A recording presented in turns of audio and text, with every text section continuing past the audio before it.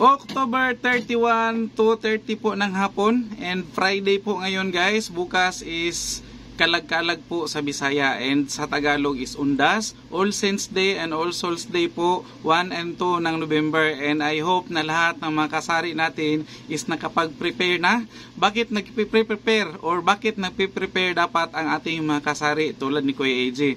Dahil po ang Undas, ang 1 and 2 is lalo ngayon is long weekend po, long weekend and timing na nakabakasyon ang ating mga estudyante dahil ano siya, sim break, and at the same time ating mga public schools teachers is naka-health break din daw, naka-mental break ang tawag nila. Pero may mga kapitbahay kami, may kaibigan kami na mga teacher, hindi daw sila nakapag-mental break dahil maraming gawain. So laban lang ang mga teachers. Ganon talaga ang buhay. And sa amin, walang mental break, walang break, walang health break dahil nagtitinda at magtitinda pa rin kami. And yan po yung day na kalakasan po ng ating pagtitinda dahil marami pong mga mabibentang paninda na mabilis or bestseller po pagdating sa araw na yan. Bakit po? Dahil ang mga tao, lalong-lalo na long break, ang mga tao is nasa bahay lang, kung hindi man magpunta sa mga sementeryo, nasa bahay lang, at saka maraming nagpiprepare ng mga inumin, nagpiprepare ng mga pagkain. Dahil kami man noong ng kabataan ko, meron talaga at meron, kahit na sabihin natin hindi naman kami mayaman at saka mahirap lang kami sa bukid, pero meron talagang pabingka, may pasuman, may pabiko. Yan yung time na nakakakain tayo ng mga delicacies ng Pinoy tulad ng biko. Meron talaga yung biko. Ang mama ko noon nung nabubuhay pa, gumagawa ng ibos. Kung sino nakakaalam sa ibos, yung malagkit na rice malagkit. Ano ba yung tawag sa English? Ano yung tawag sa English gani? Yung malagkit.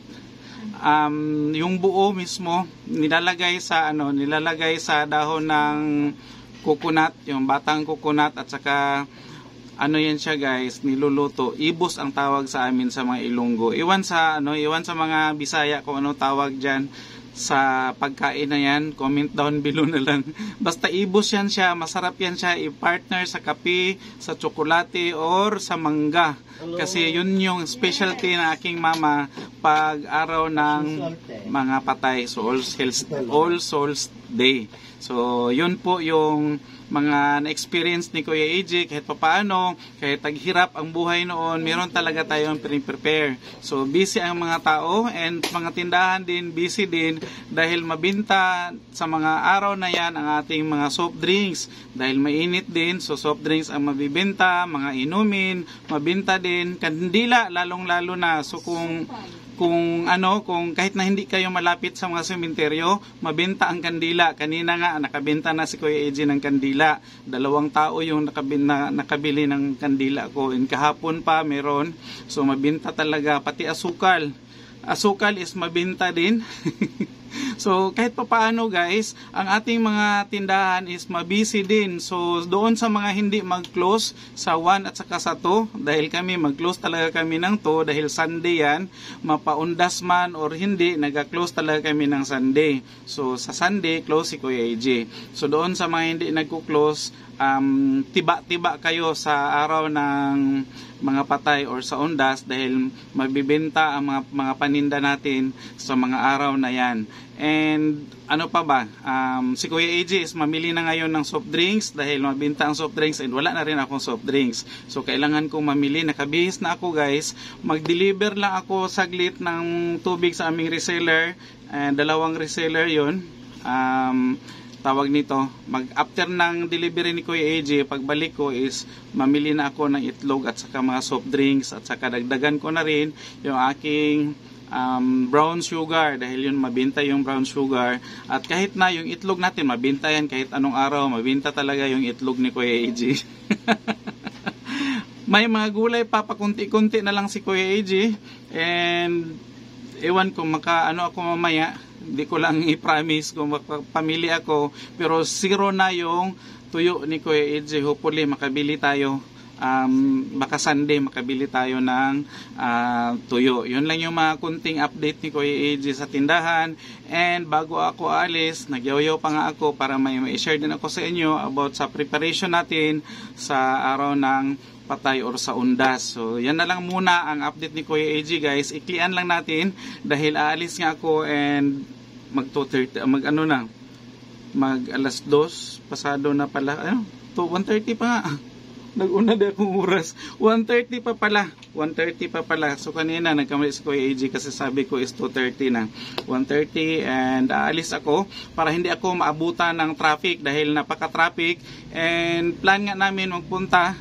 Iwan kong matuloy. Sayang man din kasi yung sayang din yung tawag nito, bintahan dito. So as much as possible iniiwasan namin sa mga panahon na yun ngayon na mag-close. Kung hindi Sunday hindi kami mag-close, pero wala tayo minsan choice dahil kahapon nga nag-close kami ng alas 2 hanggang alas 4 pasado. Naka-close kami dahil may rosary dito sa amin.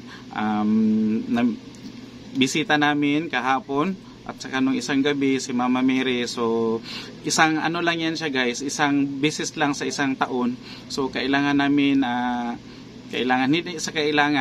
so welcome sa amin si Mama Mary every year kasi yan yung month of rosary. Every October bisita namin yearly si Mama Mary at saka yung JKK na chapel dito sa amin, si St. Joseph the Worker. And shout out ko na rin pala yung mga bisita namin kahapon, si Mama Mary at saka yung mga ladies from St. Joseph the Worker Chapel or JKK. Ayan po. And that's all na lang muna for today mga ka-guys. Ingat po tayo sa long weekend at saka God bless us all and maraming salamat sa pagsubaybay kay Kuya AJ. And bago ako magtapos, paki-subscribe si Kuya AJ sa aking YouTube channel at saka paki-follow na rin ang Facebook page ni Kuya AJ, AJ Kimpo Vlogs. And bye-bye muna for now. God bless!